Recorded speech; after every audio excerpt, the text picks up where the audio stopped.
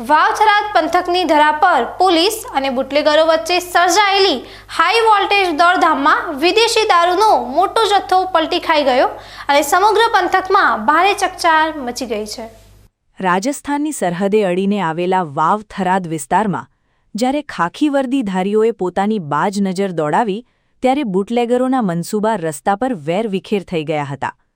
મળતી માહિતી મુજબ રાજસ્થાન તરફથી ગુપ્તખાનામાં દારૂ ભરીને આવી રહેલી એક શંકાસ્પદ ગાડીને પોલીસે થોભવાનો ઇશારો કર્યો હતો, પરંતુ કાયદાના રક્ષકોને જોતાં જ ચાલકે ગાડીને જાણે પાંખો આપી દીધી હતી। પોલીસના વાહનોએ સાયરનના ગુંજારવ સાથે ફિલ્મી ઢગે આ ગાડીનો પીછો કર્યો હતો।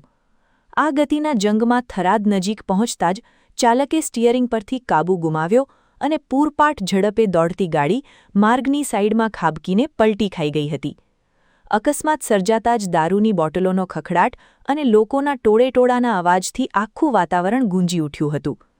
અફરાતફરીના માહોલ વચ્ચે પોલીસે ઘટના સ્થળે પહોંચી ક્ષતિગ્રસ્ત ગાડીમાંથી દારૂનો જથ્થો કબજે કર્યો હતો। આ ઓપરેશને સાબિત કરી દીધું છે કે સરહદી પંથકમાં ભલે ગમે તેટલા કાવાદાવા થાય, પણ પોલીસની સતર્કતા સામે બુટલેગરોની કારી ફાવતે નથી।